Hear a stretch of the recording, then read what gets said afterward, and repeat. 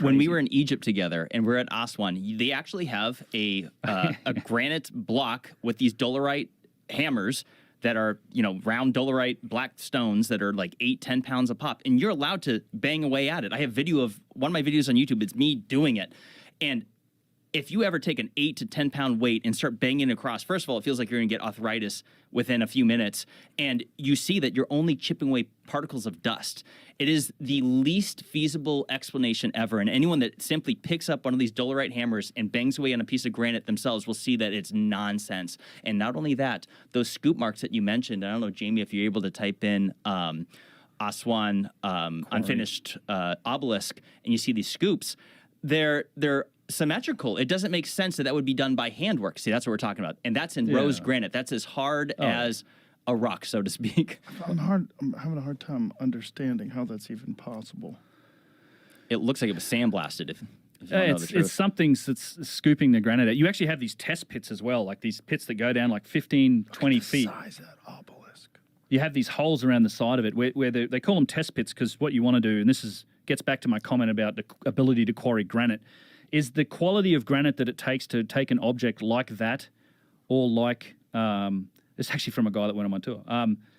The quality of granite that it takes to make large objects like that, and a lot of the quality of granite that we see on the Giza Plateau, you're talking 30 feet. There's a test pit. Yeah, that's a test pit. They're like 30 feet inside a granite mountain. None of that. You don't get this quality of granite at the surface level with just granite pieces lying around. And you can go to Giza today, 4th Dynasty, and look at the blocks of granite that were hanging off the Valley Temple or the Pyramid Temple, and they're huge crystal occlusions in them. Like, this stuff came from the core of granite mountains. You can't say that the dynastic and the Old Kingdom guys didn't have the ability to quarry granite.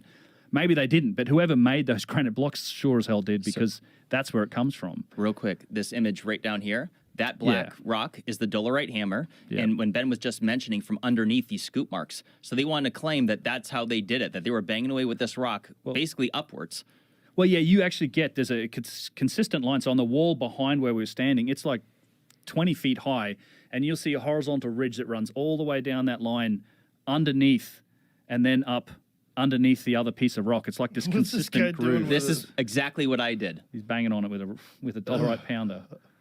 Nothing about this is fun. And are they trying to say that this is how they did it? Is that what yes, they make you watch a video, Joe. They indoctrinate you at this site. It's the one site where they sit you down and make you watch a video before you're allowed to go out and look at the site. Like 10, 12 minutes. Yeah, you got to sit there. They make you watch it? Yeah. There's a video that says, this is how they did it. It was incredible. And they're insistent. And what's wild is that if you just do it, when you do something yourself, you realize just like, that's not, I don't know how they did it, but it wasn't this.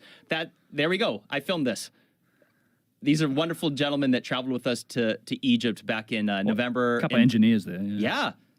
Yep. So it is possible to do that with the stone, but not feasible, and certainly not on the scale of those obelisks. So that's right. There's been some tests that have been done, and I get into it, and I think it's something like, I got to say about 70 cubic centimeters or something like that you can remove with that method over a solid hour.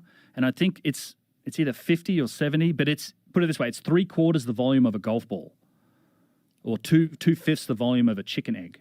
Like, that's how much material you can remove in an hour by just non-stop pounding of granite dust. That's the best estimate we have. So what you got to imagine is that entire trench around this obelisk. Bear in mind the trench is only 2/3 as deep as it needs to be to remove a square section. But if you filled that whole thing up with golf balls and added another 25%, that's the number of hours it might take to do. Go back to that past image with that method. Is the idea that obelisk was left there because of the crack? Yeah, it developed. Supposedly, what they tell you is it developed a crack across the center, and they left it there. Now, I think the crack could be the result of later quarrying attempts. When they found this, it was utterly buried. Like, there was one small section of it poking out, but the rest of it at the bottom here was like under 9 meters of rubble, and there were other big quarried blocks. I actually think this could have been here long. I think the Egyptians were using the quarry, but I think this object could have been, they just poured stuff onto it. It just was at the oldest part of the quarry. And what's the wackiest explanation for these scoop marks?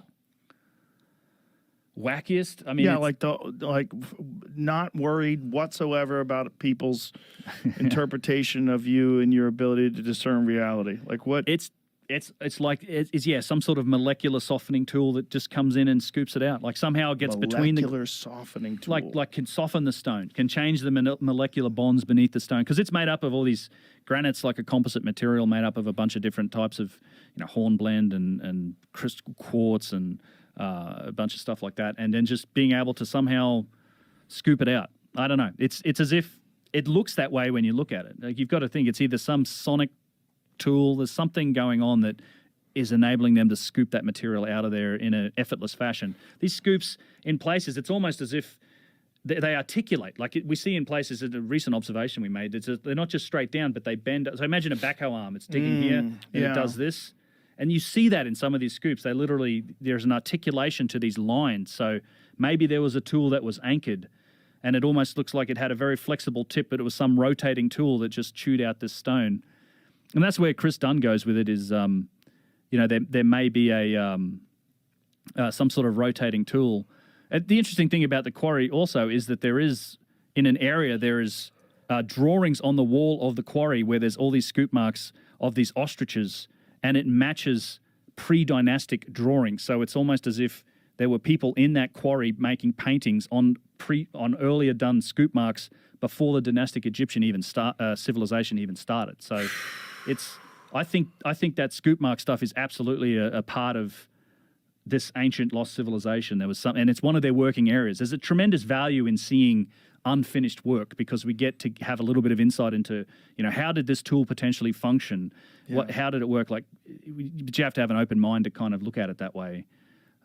We see the same thing on a couple of objects that are unfinished. There's some incontrovertible evidence for machining and things like that in other objects. It hurts my brain. Yeah. It really does, because you start thinking, like, what happened? Like, what are we talking about? Like, what kind of technology was available then? Like, when you think about a completely different branch of technology that was achieved 20,000 years ago or whatever it was, you really, there's nothing there. Like, you're just spinning your wheels, just guessing. Right.